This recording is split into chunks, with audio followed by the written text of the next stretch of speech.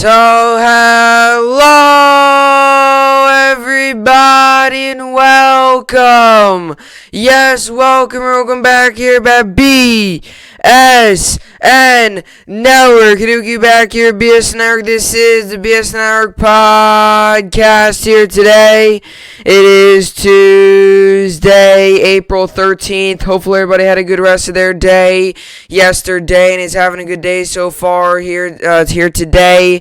It is in fact Tuesday, April 13th. We are now 16 days away from the NFL draft. We continue to count down until the 2021 NFL draft. Can't wait. I'm excited for it. Super excited. Obviously, yesterday I had my first mock draft. Mock draft Mondays. I'll be doing all my mock drafts up until draft night, where I will make my full and final complete mock draft of all the teams in the NFL. Who are they going to draft? What are they going to do? Why should they draft this guy? And ultimately, we will be really dialing in on what will the Jets do in the number 2 spot. What will they do with the number 23 overall pick? Obviously, they got the number 2 overall pick, and they got another first-round pick. So, the Jets are going to be busy on day 1. We got 2 picks on day 1. We're going to be busy. There's been some rumors going around about us possibly trading that 23rd overall pick to another team to get a player, to get a couple more picks. So that's an option. The Jets could very well make that happen, but we'll see how it all plays out. Obviously, we can all speculate. We can all, make decisions. We can all speculate, make predictions. At the end of the day, it's up to GM Joe Douglas and the Jets organization who they feel is best fitted and what they feel is best for the organization going forward. So we'll see how it all plays out. I feel confident. I think the number 2 overall pick is going to be Zack Wilson. I think the Jets are going to take him. I think we can all kind of say that. I think people kind of realize that. Jets are kind of fully set on Zack Wilson. It's that number 23 overall pick now that it's going to kind of raise some questions. In the beginning of this all, the 23 overall pick was kind of the one that was kind of secure. They were like, go receiver. But now without Darnold, they're like, and then we got obviously a receiver in free agency, 2 receivers in free agency. You're thinking, hey, do we go receiver there? Do we go cornerback? What do we do? So now there's a little bit more questions there. So like I said, as time will really tell how all these go out, because remember, in the beginning of the year when the Jets were starting off terrible, everyone's like, oh, Trevor Lawrence. Now the Jets won 2 games, so they didn't get Trevor Lawrence, so now they get Zack Wilson. So it really all is how it all plays out. But we are almost at the NFL draft, which is super exciting. So we'll keep all that good update, all that good stuff. I'll keep you updated on that. But, to kind of recap last night in sports, the New York Yankees got a good win yesterday, 3-1, thanks to Kyle Higashioka's 2 home runs. He had all 3 RBIs, 2 home runs. I'm perfectly good with it. Kyle Higashioka played amazing. 2 home runs. I mean, it was just phenomenal. And, and one thing I find so great about Kyle Higashioka is a guy, he doesn't play every day. It's a guy who's a backup to Gary Sanchez, doesn't play every day. And when he's out there, you talk about making the most of your opportunities. Kyle Higashioka does just that. The amount of times he goes out there and makes the most of his opportunities are there's a lot of times where you're actually kind of surprised sometimes when he goes 0 for 4 or he doesn't hit well, because it's almost like every time he gets an opportunity, he takes advantage of it. And obviously a guy who has been through a lot in his career. He's been up and down, minor leagues, MLB, names being in trade talks, all this stuff going on with him. Being the 3rd string for a couple times, now being the backup, still not getting a starting job, right? All this stuff. And he's now, finally up on an MLB roster. It seems like he's got a pretty secure spot with us. And he's making the most of his opportunities when they come to him. So a big day for him. Cole struggled in the beginning, but was better in the end of the game. He struggled a little bit, wasn't his cleanest performance ever, but still went 6 innings. That's all that matters. And something I want to tell you about Garrett Cole, and because this just goes to show you how good of a pitcher he is. In that 2nd inning, when he walked the first 2 batters, those next 3 batters, he struck them out. He looked dominant. Strike 1, strike 2, strike 3. And then do that same for the next 2 batters. He just looked dominant. So a guy who fell in a hole early, 1st and 2nd, nobody outs, walking the first 2 batters in 2nd inning. You're thinking, oh my gosh, this game's already, 1-0? You're thinking, geez, this game could balloon to 3-4-0 now. And you're thinking, man, what is up with Garrett Cole? Well, he goes out there and throws 3 straight strikeouts and gets himself out of that jam. So yes, he was not dominant yesterday. But how he battled through that start was just phenomenal. And I think sometimes those are the starts that really get to show you how good pitchers are. When they don't have their best stuff, when their off speed isn't on, or isn't what it's always is, when his fastball isn't that on. Although he was throwing well yesterday, he threw 99-mile-an-hour gas. So, but maybe the location. You can really tell how good a pitcher is depending on what they do on these days where they don't have. Because sometimes you got to mix and mash. You gotta maybe mix some things. If something's not working for you, you gotta try to find a solution to that, right? You're gonna go through a lot of different situations, scenarios, right? Oh, this pitch isn't working. I gotta try to find a way. And Garrett Cole found a way yesterday to grind through 6 innings.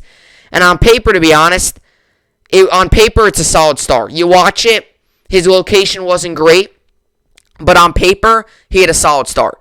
He 6 innings, 3 hits, 1 run, one earned, 8 strikeouts. On paper, that's a start that a lot of people would take every day. When you watch the game, location wasn't great, but you can't complain. Another solid start for him. As for today, the Rangers play against the Devils. The Nets game yesterday got postponed. So they played today, actually, at 4 p.m. Eastern Time. So the game yesterday got postponed. It was supposed to be played yesterday, got postponed. So the Nets were originally supposed to have a day off today. They don't. So now they actually have to play today, and then they have a game tomorrow against the 76ers. So a back-to-back today game and then tomorrow's game. So not ideal. Was hoping that you would have, not ideal having the back-to-back. If they would have rescheduled the game, I would have hoped it would have been, not a back-to-back. I don't mind back-to-backs, but player standpoint, you're going in against the Sixers. That's a big game. You want to go in there as fresh as possible. So the Nets do play today. Hopefully they can get the win. Knicks played yesterday. They got the good win against the Lakers. So they have a day off today. Rangers play today. Yankees play today. Mets finally play. The Mets have played 5 games this season. It's insane. They played 1 game in the past 5 days or 2 games or something. They've been really all over the place, the New York Mets. But they do play today against the Phillies. Actually, I believe it's a doubleheader. Yesterday's game got rained out, so they play at 4 today, and I think they play their second half of the doubleheader at 7 p.m. So two games on today for the Mets as they try to make up games. Obviously, the first series was canceled because of COVID. Then you played 2 against the Marlins. And then you played 2 against the Marlins. Then the 1 got rained out. You obviously played against the Phillies and all that stuff. You played 3 against the Phillies, and you played 2 against the Marlins. And then that other game got rained out, and last night's game got rained out. So the Mets have been through a lot through the first week and a half here of the season. So we'll see how they handle that. But these are topics for today. We got Julian Edelman announces his retirement. So, former New England Patriots receiver, as we all, many know who he is. I'm a Jets fan. I definitely know who he is. Sadly, he has dominated my Jets the past 11, 12 years here. But yes, Julian Edelman, New England Patriots receiver, one of Tom Brady's favorite targets over the dynasty run with the New England Patriots, has now officially announced his retirement. He was injured last season. He only played 6 games and was injured. Wasn't fully healthy this year. He went for a physical, and then obviously he wasn't fully healthy. And obviously they went for, I believe he failed a physical, so he did not. He was cut by the Patriots, and he is now officially announced his retirement. So I think it was a little bit of each. I think he knew he was going to retire. And then add on to them just cutting him, it was kind of it's time to hang up the cleats. So Julian Edelman has announced retirement. I'm going to tell you whether he's a Hall of Famer or not, because this is a big debate. This might be the biggest debate of any player that has retired in recent memory, I believe. Is he a Hall of Famer or not? I will tell you my side of it, and I have a very strong opinion on this one. So I'll tell you about that. We'll also kind of go through his career and the impact it has on the New England Patriots. I decided to talk about the Rangers today. Obviously, yesterday, the NHL trade deadline was yesterday. Relatively active. It wasn't crazy. I did expect some more moves. I definitely expected the Rangers to make a move or 2. I didn't expect the Rangers to make plenty of moves, but I definitely expected the Rangers to make a move. They did not. What they kind of did, they signed Zack Jones is what I want to talk about. So the Rangers have signed Zack Jones. He is one of our prospects. We got him from UMass. He's one of our prospects. He's one of the young studs that we're bringing up. So the Rangers have now signed him. So he will be ready once he comes out of the quarantine phase in the COVID protocols. He's going to be ready to play for us. So I'm going to talk about this. I'm going to talk about how he impacts the team. And hopefully the New York Rangers are heading in the right direction, because yesterday the GM spoke. He spoke a lot of things about this team, about how he really believes they're in a solid position. And I did some research yesterday. This upcoming offseason, a lot of these young guys are going to take that 1, 2, 3 year leap. Lafreniere is going to make that year 2 leap. Keandre Miller is going to make that year 2 leap. Kaapo Kakko, who had a solid year this year, is going to make that year 3 leap. So next season we should see full-on, really good Kaapo Kakko. We already got Panarin. We already got Zibanejad. We already got Kreider. Add Zack Jones. Add Vitaly Kravtsov to that. Add that we are up in the top of the league of cap space next season. The Rangers' future is looking really bright. And I'm going to talk about that. Then we'll get into New York Sports Update. Obviously, Yankees play today. Mets have 2 games, a doubleheader today to make up for the rained-out game yesterday. And the Nets obviously played today to make up for yesterday's postponed game. So a lot of games were postponed yesterday. Obviously, the Mets did. The hockey game got postponed with the Wild. Twins game got postponed. Mets game got postponed. The Mets was due to weather. The Nets game and stuff was due to outside reasons, not due to weather. But the Mets was due to weather, so they're going to make up their game today. So we'll see how all that plays out. And the Rangers also played today, start up a 4-game set against the Devils. I'm very confident that we could take all 4 of these games, as the Devils are one of the worst teams in the NHL. Rangers have got to take advantage of this. So, with all that being said, this is the BSN podcast, and let's get right into it. So, Julian Edelman announced his retirement after Patriots released Super Bowl hero due to a failed physical. So, I don't really like to say that kind of failed physical thing, to be honest. Let's be real here. We all kind of, it caught me by surprise that he retired. But I think, in a way with this whole Julian Edelman situation, and I'll get to this in a second. Julian Edelman has retired, obviously. But to kind of just, I don't like the fact that they really said it was due to that, because they kind of cut him. They terminated his contract, so they kind of just gave his money and said, hey, it's time to move on. But the thing that kind of interests me is Julian Edelman sent out a video announcing his retirement. It was already a pre-recorded video.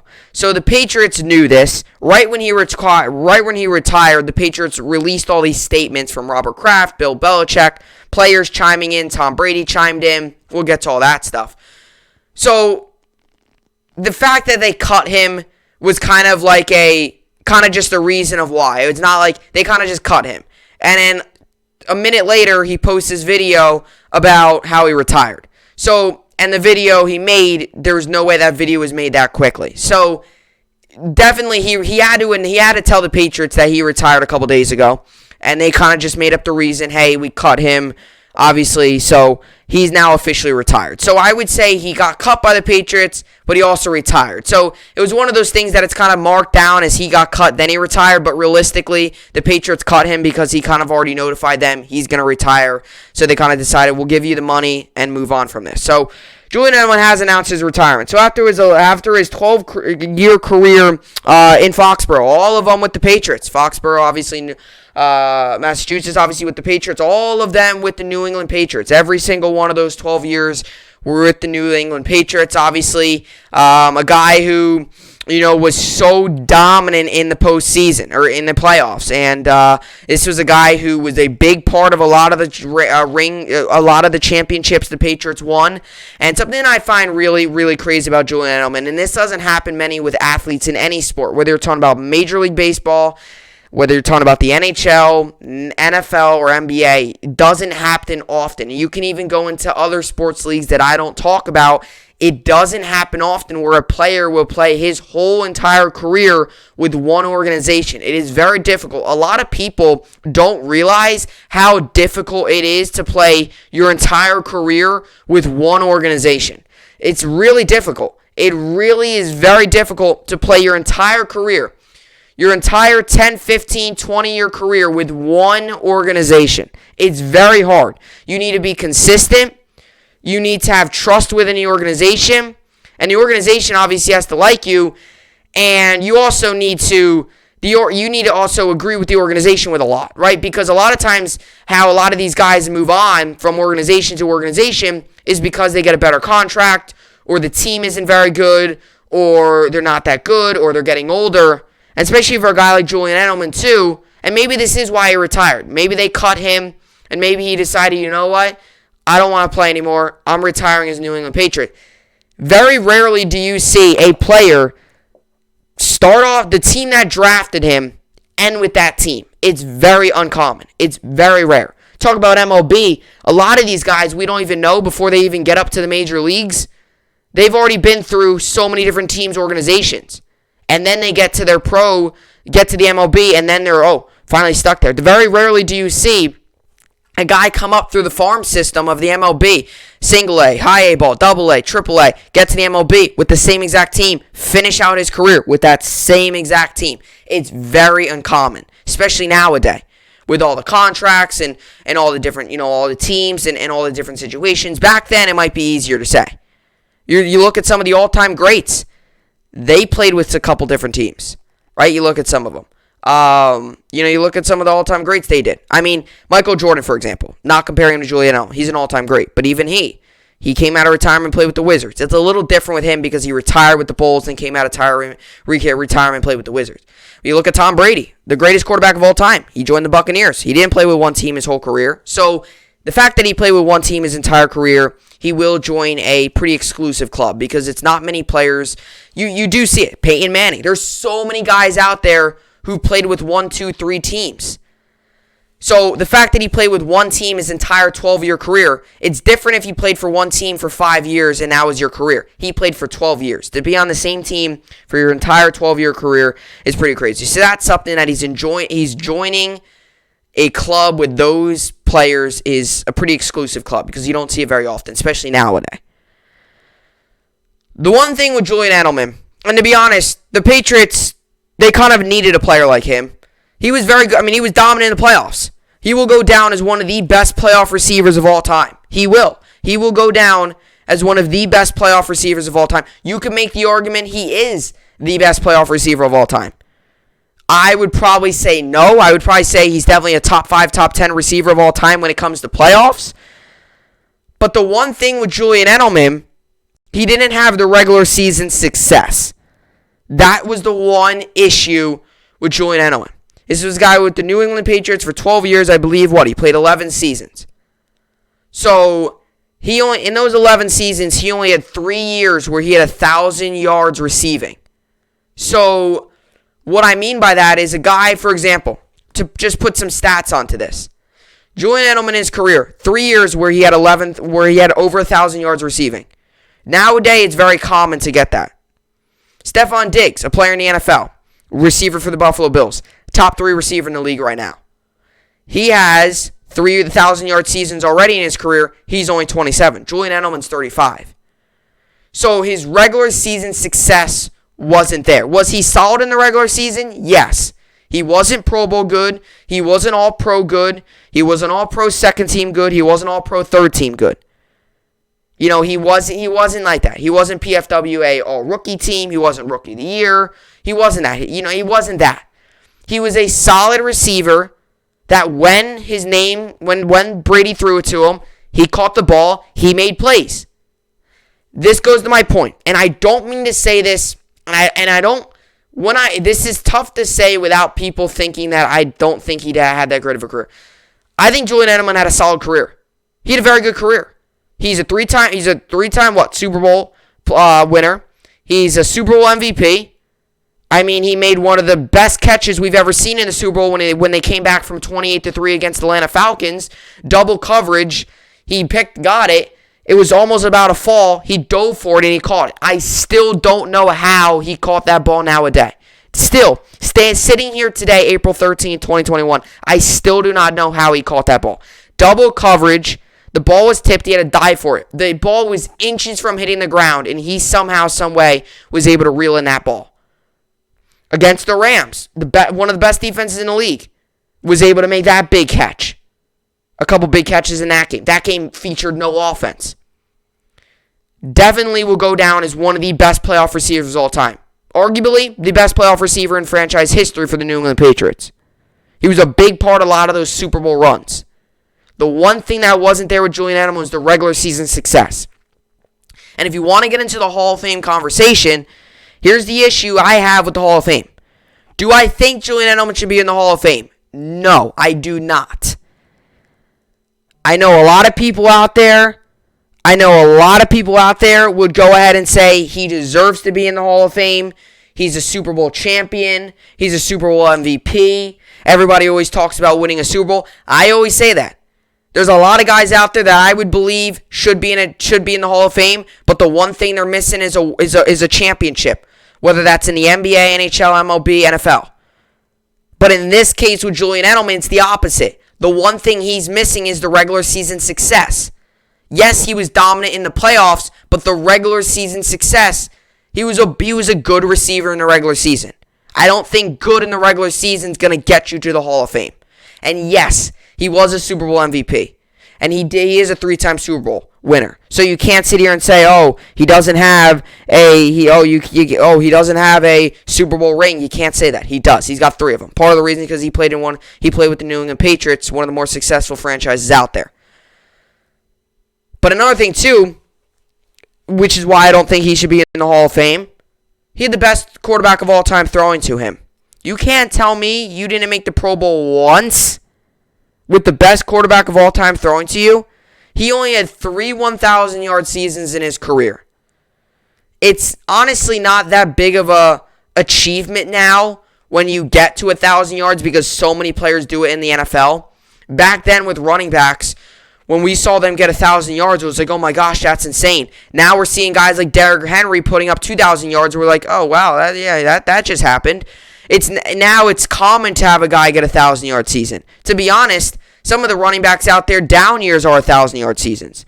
Some of them get 1,700 yards. So back to my Julian Edelman point, he just didn't have the regular season success. And a guy like Stephon Diggs has the same amount of 1,000-yard seasons as Julian Edelman, and he's 8 years younger than the guy. And he's 4 less seasons than the guy. And it's not like Julian Edelman only played 6 seasons. He played 11 years. You can't tell me he couldn't make the Pro Bowl once. I don't think it's fair to put a Pro Bowler, put a guy that never made the Pro Bowl in the Super Bowl, or in the Hall of Fame. I rather don't know what I said there. In the Hall of Fame. If he had, let's just say, 4-time Pro Bowler, let's just say, and 1-time All-Pro second team, I would go ahead and say, yes, he's a Hall of Famer. Because he's got the MVP under his belt in the Super Bowl, and he's got the 3-time Super Bowl champion under his belt as well. The one problem is regular season success. I don't think he should be in the Hall of Fame. And I don't really know how people can... I get it. I always look at everyone's side of the story. I always do. You got to look at everyone's opinion, especially when it comes to sports and stuff. It's a lot of 95% of sports is opinions. 95% of it's opinions. There's obviously facts in there that you can't argue because it's a fact, but there is opinions out there. 95% of sports, 99% of sports really is opinion. I mean, I'm speaking an opinion now. I know a lot of people out there might disagree with me, but to be honest, and if you do, I would love to hear it in the comments. What stat do you have that should put him in the Hall of Fame?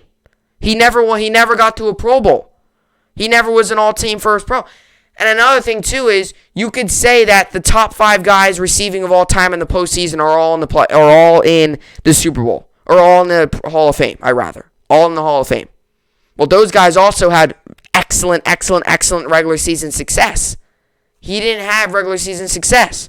This was a guy who turned on in the postseason and was a different type of player. If his postseason was in the regular season, I would so say he was in the Hall of Fame. But right now, I don't think Julian Edelman's a Hall of Famer. Put stats on the table, provide information, maybe you'll prove me otherwise. But I have a pretty strong opinion on this. I don't think he's a Hall of Famer. Would I put him in the Hall of Very Good? Yes, I would, because he had a very solid career. He was a very solid player. He was consistent. He was very consistent. But there's a difference between Julian Edelman and a Hall of Fame receiver. There's a difference. And I think it's pretty clear. It's a pretty clear difference. You see some of these guys, they're 8, 9-time Pro Bowlers, Super Bowl MVPs, all these All-Pros, All-Pro, first team, second teams, all that stuff. All NFL, Rookie of the Year, all that stuff, MVP. Those guys are in the Hall of Fame. He never won any of that. He did not win an award in the regular season. He did not win an MVP, did not win a Rookie of the Year, was not an All-Pro, did not make, any of the teams, any of the, the NFL teams for the year. He did not make the PFWA All-Rookie team. He did not obviously make a Pro Bowl. The regular season success wasn't there. Was he solid in the regular season? Yes. But his career, a lot of people too, I don't think, realize this. It's different from being a solid player to being one of the greatest and being in the Hall of Fame. Sometimes people don't realize how hard it is to get into the Hall of Fame. It might be it's the hardest thing to do, definitely in sports, to get to the Hall of Fame. It's definitely the hardest. Because you got to have team success because you want to win those championships and stuff, but you also got to have individual success. You got to find a way to balance it out. And a guy like Julian Edelman, he had postseason success. The regular season success wasn't there. If you take away his regular season and just look at his postseason, that's Hall of Fame right there. But add the regular season in, he's not a Hall of Famer. I don't think he's a Hall of Famer. Put him in the Hall of very good, put him in the Hall of very solid, put him in the Hall of the consistent. Yes, he was consistent. Put him in the Hall of always trying to go out there and play hard. Yes, he was a very hard worker. He was very hard. And he played every snap 110% effort. And another thing, too, is a guy who recently has missed more games, but that's also because he was getting older and he was more injured prone. But it's a guy, too, that didn't miss many games throughout his career. He had 2 or 3 16-game seasons. He had a couple 13, 15-game seasons in there. It's a guy who didn't miss many, many, many games. He missed some, but it's very hard to also play every game of your career. It's pretty much impossible. But he didn't miss many at all. So Julian Edelman announced his retirement after Patriots released Super Bowl hero due to failed physical. New England Patriots Super Bowl hero Julian Edelman has announced his retirement from the NFL after a 12-year career in Foxborough earlier on Monday. The Patriots parted ways with the veteran receiver who helped the franchise win 3 Super Bowls. The team terminated Edelman's contract following a failed physical, which paved the way for his retirement. The soon-to-be 35-year-old receiver has been with the Patriots since 2009, when he was taken in with the 232nd overall pick in the draft, a starter on each of the team's 3 most recent Super Bowl championship teams. Edelman was limited to just 6 games after undergoing knee surgery in 2020. He finished the 2020 season with 21 catches for 315 yards, his lowest total since 2012. Sorry about that. I've always said I'll go until the wheels come off. They finally have fallen off, Edelman said in his retirement video. Due to an injury last year, I'll be making my official announcement of my retirement from football. It was a hard decision, but the right decision for me and my family. And I'm honored and so proud to be retiring a Patriot. He sent the video out saying Foxborough forever, as he just talking about his career and talking about all that stuff. The former Kent State quarterback is second in Patriots history in receptions with 670, 12 receptions behind former teammate Wes Welker. He is fourth in franchise history with 6,822 receiving yards and ninth with 36 touchdowns. One of his best seasons took place in 2019 when he caught 100 of the 153 targets for 1,117 yards and 6 touchdowns at age 33. Making Edelman's 2019 output more impressive was the fact that he played through various injuries that including injuries to his shoulder, chest, and ribs. By any measure of what an elite NFL career, wins championships, production, Julian has it all. Patriots head coach Bill Belichick said in a statement via ESPN's Adam Schefter, few players can match Julian's achievements, period. But considering his professional trajectory and longevity, the group is even more select. It is historic. This is a tribute to his legendary competitiveness, mental and physical toughness, and will excel Julian Edelman is the ultimate competitor, and it was a privilege to coach him. The MVP of the Super Bowl, Edelman is one of the most productive postseason receivers in league history. He is second all-time with 118 receptions and 1,442 career postseason receiving yards. He caught the game-winning score in New England's 28-24 win over Seattle in the Super Bowl. I believe that was Super Bowl 49, because 48 I believe was Seahawks-Broncos. With the Patriots trailing late in the Super Bowl, Edelman, 23-yard helped here, let me see. 23-yard reception helped New England complete the greatest comeback in Super Bowl history. 2 years later, in the lowest scoring Super Bowl ever, Edelman's 10-catch, 141-yard performance was the difference in the Patriots' 13-3 win over the Rams. Edelman's 24 receptions in the Super Bowl play are tied with fellow former Patriots receiver Deion Branch for 5th all-time. His 337 Super Bowl receiving yards are 4th all-time behind Hall of Famers Jerry Rice and Lynn Swann, as well as former teammates. Rob Gronkowski, his 10 receptions in the Super Bowl are tied for the 8th highest single game in Super Bowl history. A dual-threat quarterback in college, Edelman blossomed. While he was never selected to a Pro Bowl, Edelman has earned a permanent place in Patriots lore, as he was one of the more important members of the team's recent championship runs. So, obviously he has announced his retirement, and as I mentioned there, he never got to a Pro Bowl. If you're going to put him to a hall, put him in the Hall of Very Good. And I don't mean that in a mean way. I'm not trying to make a joke here. I truly mean that. He had a very solid career, but there's a difference between solid and great where you go to the Hall of Fame. So, he was a big contributor to a lot of those playoff teams. And maybe, if you're going to look at it, maybe you can look at it this way. If you're on the side of, he should be in the Hall of Fame, you could look at it, hey, he was still putting up numbers at the age of 38, or 33 rather. There's a lot of guys out there who retire before that age, right? So, you can look at it that way. But I just don't know if I could really right now say he is the Hall of Famer. I just don't think he is. He just never had the regular season success there, but definitely had a very solid career. And he will go down as one of the best receivers in Patriots history. Obviously, a guy who was drafted 2009, round 7, pick 232. His career stats, 620 receptions, 6,822 yards, 36 touchdowns, and 11 was his average per catch. He played 137 games in his career. Health at the end of his career did become a little bit of an issue. But obviously, a guy that, had 36 touchdowns in his career.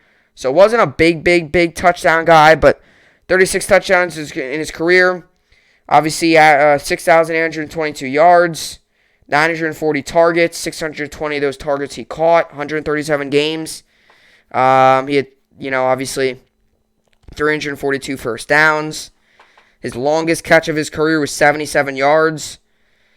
It's a guy who, had seasons where he would get up to 15, 12 yards per catch. So definitely a solid career and definitely should be remembered and go down as one of the all-time greats in Patriots history. That's not just at receiver, that's just at any position. But if you're going to put him down as an all-time great in the NFL, I would disagree. But I definitely think he had one of the better careers out there. Definitely had one of the better careers. He was definitely a very solid player. Maybe actually retract what I said. He had a very solid career. He definitely was up there with a lot of those players out there who maybe are just a little bit better and they're in the Hall of Fame. And that's him. Maybe if he just had a little bit more success in the regular season, he's a Hall of Famer, no doubt about it. He just didn't have enough regular season success to really push me to say that he's a Hall of Famer. But nonetheless, as much as he dominated the Jets, he did. He dominated the Jets. And that hurts. I mean, the Patriots really always dominate the Jets, any Patriots player teams, and they're still doing it now. But he did dominate the Jets. He dominated many other teams. But, as much as he dominated the Jets and all that stuff, I mean, you gotta congratulate him on a solid career. And a guy who obviously felt it was time to hang up the cleats. And now the Patriots, now Julian Edelman's run with the New England Patriots has come to an end. And I realize this too. It's kind of crazy. 2 years ago we were talking about the Patriots, still being a Super Bowl favorite. Those main guys from those teams are now gone. Tom Brady, Julian Edelman, right? Rob Gronkowski, right? Those guys are now the three-headed monster on that offense is now all gone.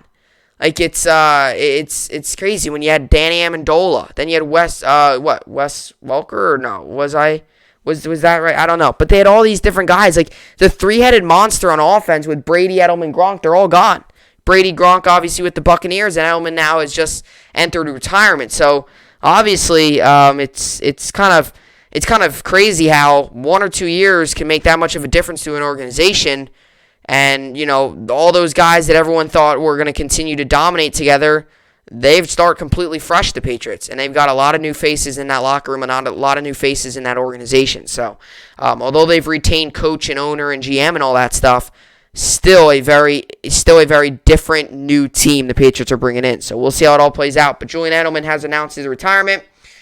Leave your comments down below, your thoughts on if he should be a Hall of Famer or not, because this is a big discussion, very big discussion. I mean, there's people. I feel like 70% of people probably think that he is a non Hall of Famer, and probably about 30% of people think he is. But if you had to remove the 20% of if you had to remove the Patriots fans that are saying it, it's probably like 85 to like 15. Because majority of Patriots fans are saying he should be a Hall of Famer. And hey, I'm not going to be up on them. Obviously, he brought them a lot of success. He did a lot of great things with the Patriots organization. But if you look at the big picture, to compare him to some of the all-time greats and compare him to some Hall of Fame receivers, the numbers just don't match up. So, but he does go down as one of the best of all time in Patriots history. No doubt about that. So, but anyway, with all that being said, we'll get into our next topic here. The Rangers, I want to talk about kind of the Rangers' moves, their situation, but mainly kind of the Rangers' future of the team and also their new signing. The Rangers yesterday signed Zack to a contract. Obviously, they drafted him. He went back to UMass, and the Rangers still had, obviously, rights to him, so they signed him again. They have agreed on a deal. And any day now, Zack Jones will be playing with the New York Rangers. He's got to obviously pass all the COVID protocol and stuff, and he could be ready to play. So, obviously, the Rangers still trying to fight for the playoffs, but also still trying to see what their future holds for them, bringing up some of these other young guys. So, the Rangers are kind of doing a lot here. They're fighting for the playoffs, but they're also seeing what they've got in young talent. So, I'll talk about that coming up next.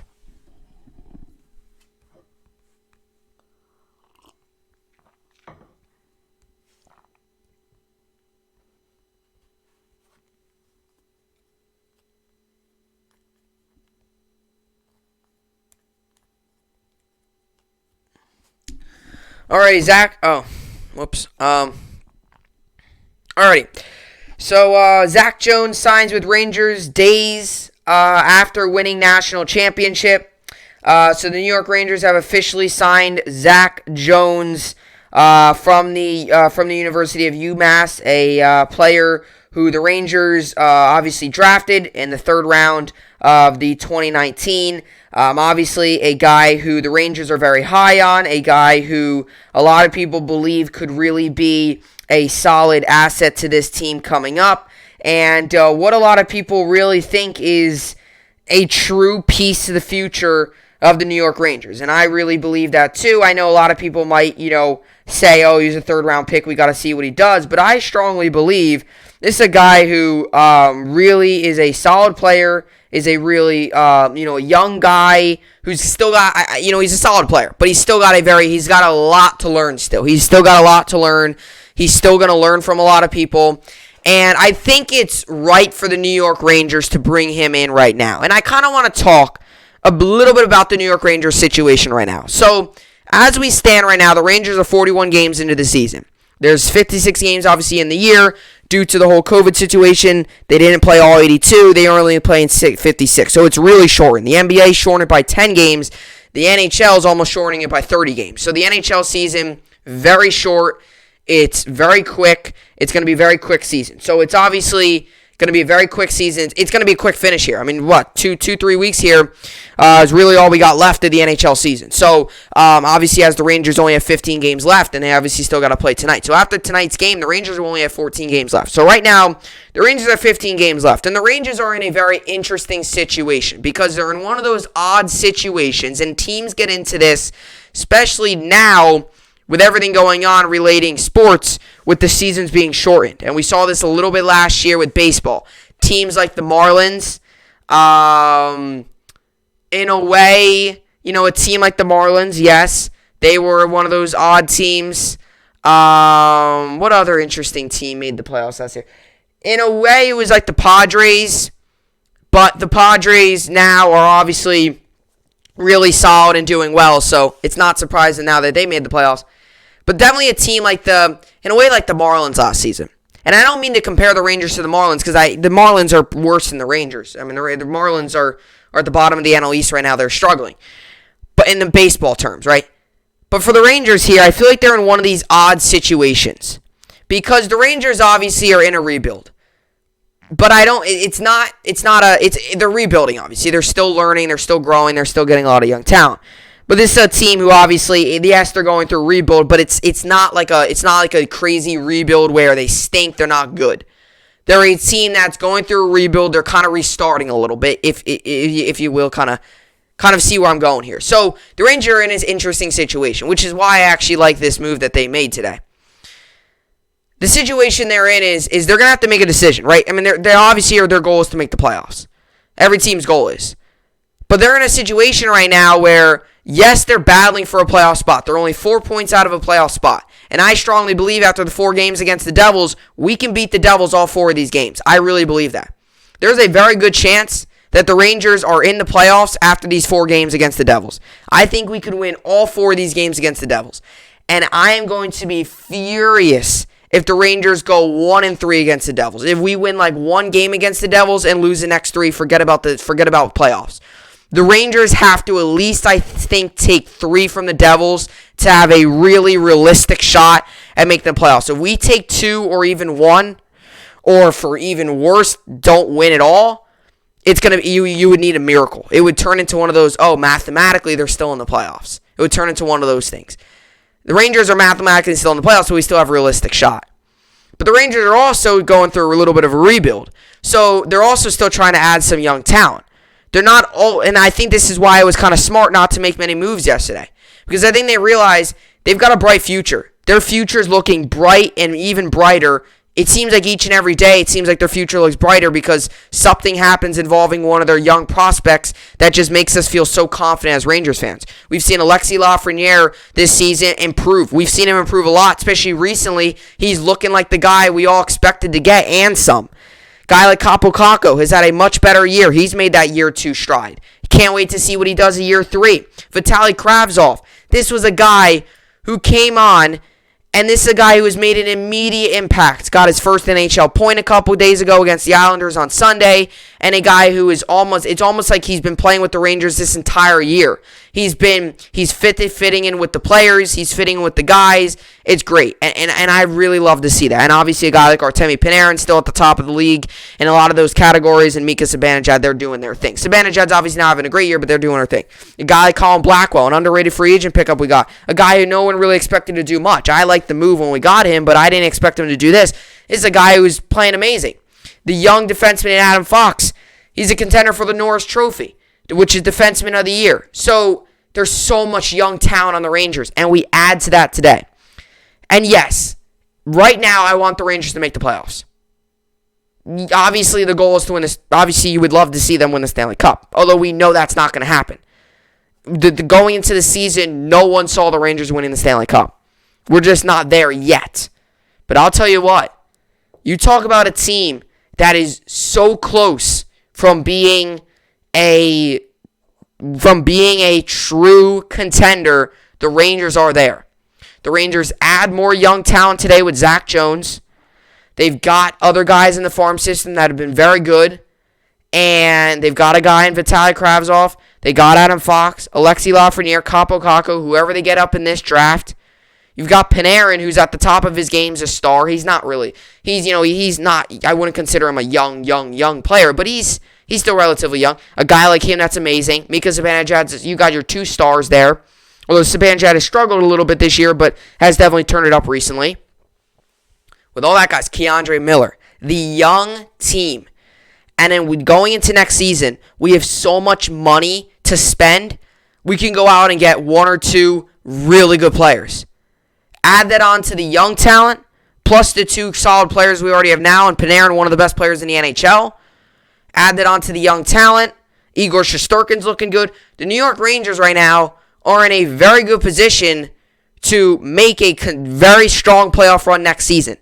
And if we don't make it this year, obviously it'll be a little disappointing. because obviously you want to make the playoffs, especially that was only 56 games. This season has gone by so quickly.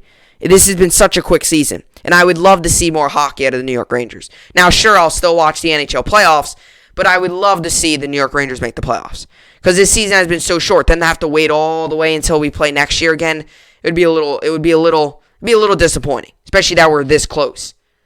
And I think it would be great to make the playoffs for the New York Rangers. Not just for the fan base and for me, but for the players. Get a little playoff experience, get a little taste of what NHL playoffs are like.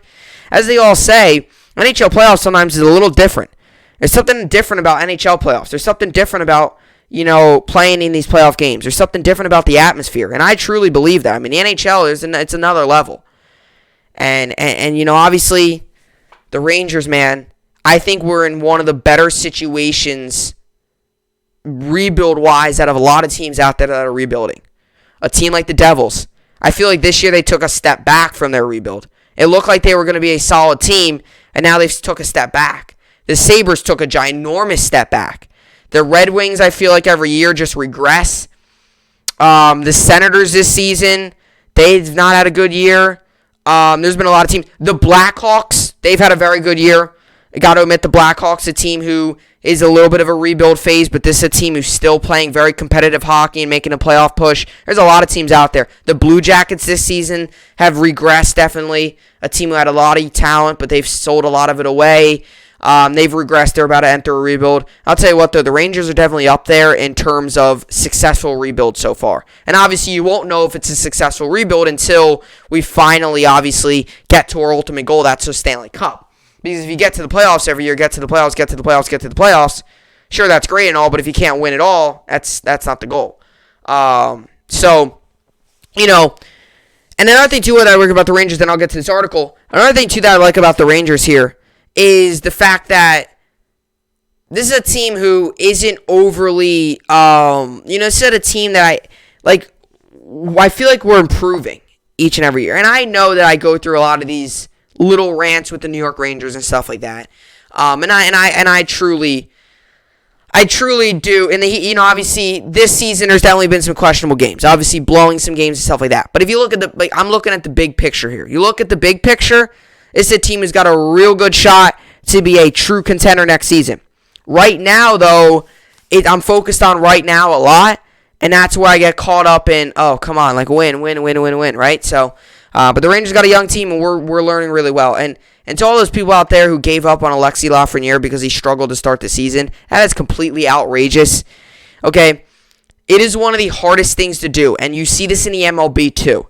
It is one of the hardest things to do to jump from college or whatever, or what Alexis Lafreniere wasn't really in college, but to jump from playing in the minors, the farm system, to jump to the NHL, and especially at the age of Alexis Lafreniere, because he's still very young, right? And as some other of these sport leagues, when you get drafted, you can make it on so easily. It's a huge jump. People say that in the MLB. The biggest jump in the MLB, it's not single A to double A or double A to triple A. It's triple A to the MLB. That's the biggest jump. Same thing with the NHL. The biggest jump is from wherever you're playing, whether that's ECHL, KHL, whether you're playing overseas, whether you're playing in the farm system, AHL, whatever the case may be. Wherever you're playing. Wolfpack, farm system, whatever you're playing, wherever you're playing. Right? That's the biggest jump. Going from there to the NHL. Faster paced game, smaller rink. Sometimes these other leagues have a bigger rink, so less hitting, less contact, a lot more space to move, a lot more passing lanes. All that stuff gets, one, the sport gets quicker, and number two, that ice with getting smaller, the sport gets quicker, the speed of the players are faster, you got less time to pass the puck. All that stuff, it starts to speed up, and it takes a little bit of time to learn, and the Rangers have done a great job developing these players. So the Rangers signed Zack Jones. So I don't know if many of you guys watched. I watched a little bit of it. But the Frozen Four, or the hockey version of the March Madness, was a couple days ago. And UMass obviously won the championship. And Zack Jones was a member of that team. So he is obviously was a member of UMass, and they won it all. They won the whole thing, and all that good stuff. I watched a little bit of it. I didn't watch much of it, to be honest. With baseball coming around and stuff, I'll watch a little bit of college hockey. I'll definitely watch it. I personally prefer NHL over college. That's just how I am. First of all, hockey isn't that much televised that much for college hockey. It really isn't. Sometimes you'll get your odd game on like a Big Ten network. But I did watch a little bit of this because this was nationally televised on ESPN. But yeah, so UMass won it all. And Zack Jones, the guy the Rangers selected in third round of 2019, obviously they have the right to go and play with another team, but the Rangers have him. The Rangers have him in their grasp, but he has the right to go play with another team. And we've seen that. Vitaly Kravtsov, right? If the Rangers believe that he still wants to learn and grow, he goes over to the KHL, which was a Russian league, and he played there. Now that season's over. He's came up with the Rangers. We'll see how it all plays out. So this is the same thing with Zack Jones. So Zack Jones signs with the Rangers days after winning national championship. A lot going on with him. A lot of exciting things. The Rangers made the Zack Jones signing official on Tuesday, ending the 20-year-old's collegiate career at UMass 3 days after he won the national championship. Jones, a third-round pick in 2019, agreed to a 3-year entry-level contract that carries on $832.5 thousand cap hit at the NHL level and a $70K in the AHL, with a $92.5K signing bonus. The Post has learned. There's no quarantine period for Jones, who skated with the Rangers this morning. Head coach David Quinn said Tuesday before their matchup with the Devils. Quinn also noted that Jones will get into the lineup when they feel like he can make an impact. After Tuesday's game in Newark, Jones will have 14 games left in the regular season to get onto the ice. The signing burns the first year of his contract, which does not include any performance bonuses. Jones, who recorded 24 points in 29 games at UMass this season, was named to the Frozen Four All-Tournament team after having been named as the NCAA East second-team All-American. He scored a power play goal in the semifinal matchup with Minnesota Duluth to help UMass reach the title game against St. Cloud State, and obviously UMass ended up winning that game. So he's obviously a defenseman. He's quick, smart. I've seen him play a couple times. I saw some highlights. Like I said, I watched a little bit of the college hockey tournament. So obviously I saw him play a little bit. Obviously a little tough to get a feel sometimes in college hockey because it's a slower paced game. It's not as quick, less hitting, slower paced game. Not as quick pace as it is in the NHL. But you could say that about any sport. And especially NHL and MLB and stuff. Like, it's a big jump. It's crazy. The MLB, it's a big jump. Pitching, hitting, seeing the ball, right? The hits, they're so much quicker. NHL, same thing. And so it's a little tough to always read off of that. But for 20 years old, he learned at UMass, which obviously good, hockey school, team who won it all.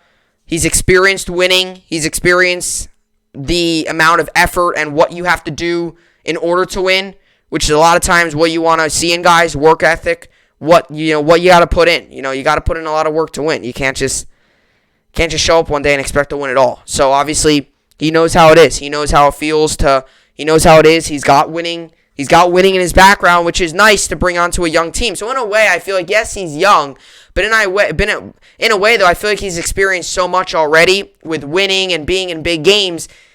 Even though he's 20, I feel like he can, in a way, serve as a little bit of a mentor to some of these young guys. Even though he's 20, and these other guys might be a little older than him or even younger, or the same age, I feel like with his winning background, winning at UMass, obviously having a lot of success, personal success, and team success, I feel like he could be able to carry that over to the New York Rangers, and that would be really good. So, another young asset the Rangers pick up, another young player that the Rangers take, as we continue to build for the future of this team.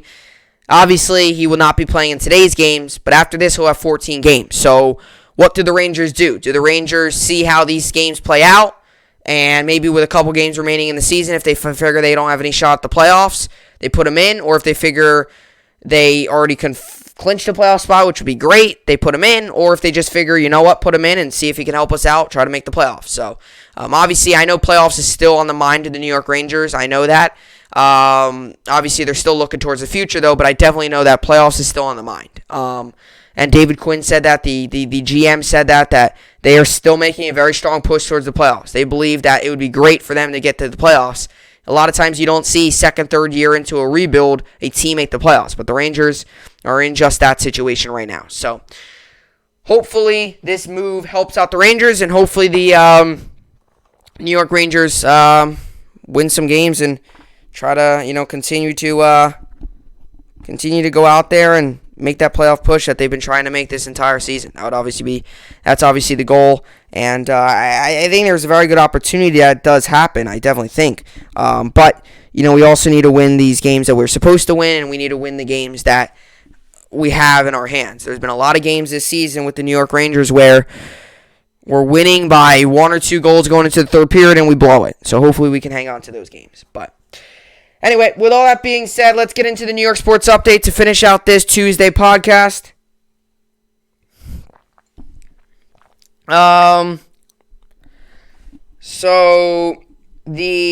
see here. So, as for the NBA yesterday, obviously the Nets game got postponed, but these were the other games. The Warriors won, Suns won, Wizards won, Pelicans won, Grizzlies won, Spurs won, 76ers won, and Knicks won.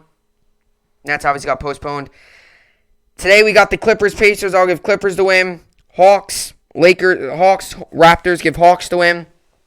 Lakers, Hornets give Lakers the win. Jazz, Thunder give Jazz the win. Trailblazers, Celtics give Trailblazers the win, and Suns, Heat give Suns the win. So on here, it's not up that the Nets play, but the Nets do play today. That game's 4 p.m. Eastern Standard Time on Yes Network. So it's kind of odd timing, obviously not a normal timed game, but obviously yesterday with it getting postponed, they had to obviously try and make it up, and they have decided to do that. So they're making it up today, and hopefully, everything goes as planned there. As for the NHL, yesterday the Ducks won, Golden Knights won, Avalanche won, Red Wings won, Blackhawks won, Canadians won, Senators won. And as for today, we got the Capitals Flyers. I'll give Capitals the win. Bruins Sabres. I'll give Bruins the win. Maple Leafs Flames give Maple Leafs the win. Lightning Predators give Lightning the win, and Panthers Stars give Panthers the win. Rangers also play today. Rangers coming in this game 19-16-6. Devils coming in this game 14-20-6. The over/under is 6 for this game. This game comes on today, 7 p.m. Eastern Standard Time. You can find this game on MSG Plus and just MSG. Obviously, hopefully, the Rangers win. 62% of the people are going with the Rangers. I've said this all along. This is 4 very winnable games for the New York Rangers. You got to hope that we kick it off with a win and get off on the right track as we play these 4 games here. As for the other games, today we got the, as for the MLB, yesterday we got the A's won, Reds won, Angels won, White Sox won, Tigers won, Marlins won, Nationals won, Brewers won, Padres won, and Rays won. Yankees also won yesterday. Yankees won 3-1. We moved to 5-5 on the season. 2 runs in the 5th, 1 run in the 8th. Higashioka with a big game, went 2 for 3 with 3 RBIs. 2 runs and 2 home runs, and those were those 2 hits. So a big game for him. Odor had another good game. He went 1 for 3. He obviously had a run scored. So far he's making contact, which is nice. And obviously Higashioka gets obviously his those big RBIs in that game, which he got them all. So thanks to Higgy, he got them all the RBIs. As for today, we got the Twins Red Sox. I'm going to give Twins the win. We got the Diamondbacks A's. I'll give Diamondbacks the win. Orioles Mariners give Orioles the win. Padres Pirates give Padres the win. Rays Rangers give Rays the win. Braves Marlins give Braves the win. Orioles Mariners give Orioles the win. So that's the second half of the doubleheader. Then Brewers Cubs give Brewers the win. Cardinals Nationals give Cardinals the win. Angels Royals give Angels the win. Indians, White Sox give Indians the win. Astros, Tigers, Astros the win. Giants, Reds give Giants the win. Dodgers, Rockies give Dodgers the win. So the Mets play a doubleheader today. So their first game's at 4:10 p.m. Eastern Time at SNY. They come in this game's 2-3. Anderson's on the mound for the Phillies. Taijuan Walker's on the mound for the Mets. And then their second game's at 7:40 p.m. Eastern Time. This game's actually on ESPN. Mets are 2-3 right now, but something's going to have to give there. Nola's on the mound for the Phillies. Stroman's on the mound for the Mets. I like the matchup with the Mets in the first matchup, so I will probably give the Mets the win in the first matchup, but with Nola on the mound in the second matchup, I'm going to give Phillies the win, so I think it's a split. And then the Yankees played today. Yankees coming in this game 5-5. Blue Jays coming in this game 4-6. This game, the Yankees right now are 1.5-point favorites. This game comes on today, 7:07 p.m. Eastern Time on SN1, and also you can find us on Yes Network. Jameson Taillon's on the mound for the Yankees. Hyun-Jin Ryu's on the mound for the Blue Jays. The over-under is 9 for this game. It's going to be tough to... Hyun-Jin Ryu's really good. And we saw the Yankees, the first game of the season, they didn't hit well against him at all. We really struggled against him. So, as much as I hate to say, I think the Yankees will win, but it's... Don't... I really like, obviously the Taillon signing, but Ryu's really good. But if the Yankees are going to win this game, I think they will, but it's going to be really close. That's what I think. So, as for fantasy baseball, I'm currently winning 101-15, so really playing well there. Today I've got going Yadier Molina, Jake Cronenworth, Whit Merrifield, Alex Bregman, Carlos Correa, Marcus Semien, Gene Segura, Austin Meadows, Victor Robles, Dylan Carlson, Manuel Margot, Michael Taylor, and Yerman Mercedes. Injury update. Yelich back, isn't starting Monday against the Cubs. That was yesterday. Matt Olson thumb is out of the lineup for Tuesday's game against the Diamondbacks. So he's out. And then that's kind of the injury update there. Donaldson's also out. Donaldson hamstring isn't included in the lineup for Tuesday's game against the Red Sox, signaling that he hasn't been activated from the 10-day injury list. So, obviously, I'm dominating. I'm playing very well in fantasy baseball, but it's, at the same time, injuries have definitely hurt a little bit in that league. So, hopefully, the injury front can get better. As for fantasy basketball, I'm currently losing 145-108, but today I've got going Trae Young, Victor Oladipo, Jimmy Butler, Fred VanVleet, Miles Turner, Pascal Siakam, Kyle Lowry, and Kemba Walker. The injury update, Trae Young, Hawks general manager Travis Schlenk said that he anticipates young Calf will play Tuesday against Toronto. Mike Conti of the Atlanta Hawks radio network reports. VanVleet hip has been ruled out for Tuesday's game against the Hawks. Miles Turner is still out. Turner ankle has been ruled out for Tuesday's game against the Clippers. He's still out. Kyle Lowry's day-to-day. Lowry rest will not play Tuesday against the Hawks. Mike Gonter of the Toronto Sun reports. So he's still out there.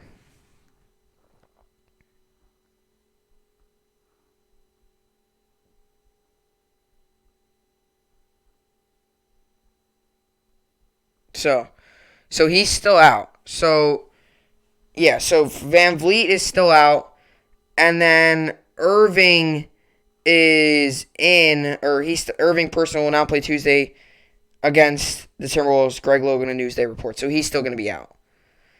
And as for fantasy hockey, I'm currently winning 17-16, so really close game there. Today I've got going Mika Zibanejad, Artemi Panarin, Braden Point, Nicholas Backstrom, Steven Stamkos, Joe Pavelski, Ryan Strome, and Johnny Gaudreau.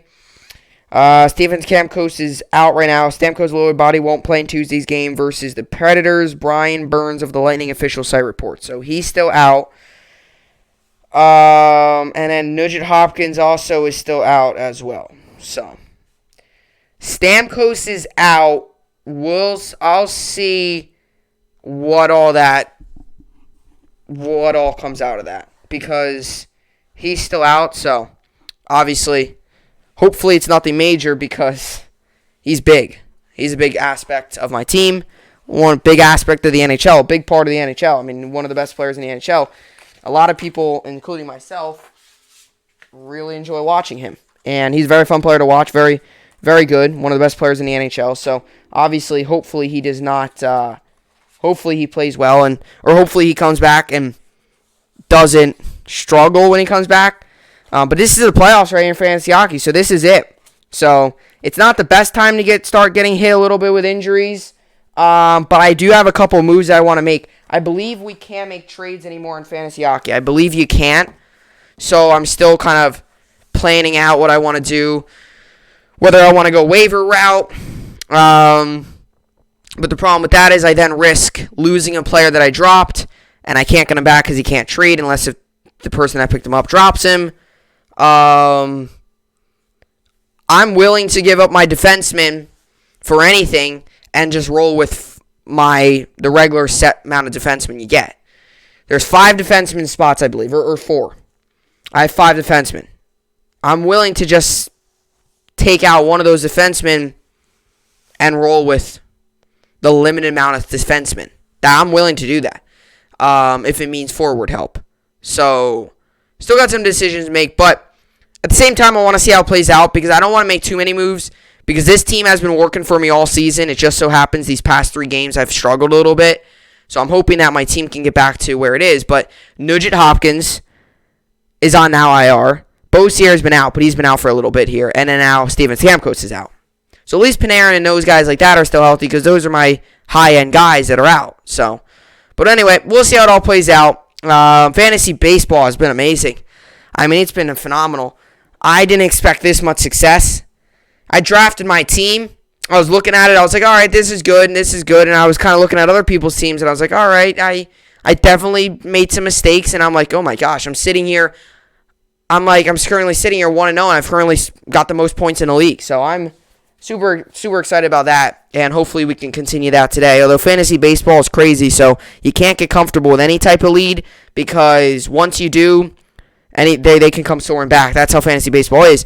You know, you could have a day where you score 101 points, and the next day you could have negative 1 point total, or 1 point, or 101 again. So, hopefully fantasy baseball, the success continues as it's been really fun. So, anyway, with all that being said, that will do it for the podcast here today. Hopefully you all enjoyed it. It was another really good podcast. So, another good podcast. Yankees played today, followed by the Mets. For all the Mets fans out there, and Yankees fans obviously as well. They play today as well as we try to win the series. We can win the series tonight, take 2 out of 3, and then obviously we'll see how tomorrow goes. If we win the series tonight, we go for the sweep tomorrow. So, hopefully the Yankees get the win. Hopefully, it's another good game for the Yankees. That's obviously the hope. And the Nets also play today, followed by the Rangers. So it's kind of funny though because the Nets play today, but when the Nets game's over, the Rangers and the Yankees will just be starting. So usually I have the Rangers on my phone, Yankees on TV, because I can't get the Yankees on my phone. So I do the scorebook for the games. So I'll usually do the scorebook, then have the Rangers on my phone.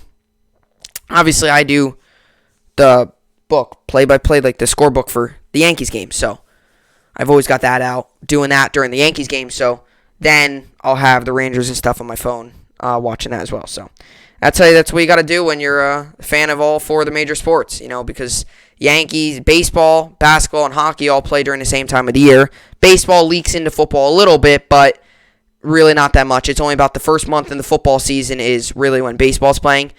And then baseball obviously finishes and football season goes. So, but anyway, with all that being said, that will be the podcast. That will do it for the podcast here today. Hopefully you all enjoyed it. I will see you all back here tomorrow. Hope you enjoyed it, and thanks for watching.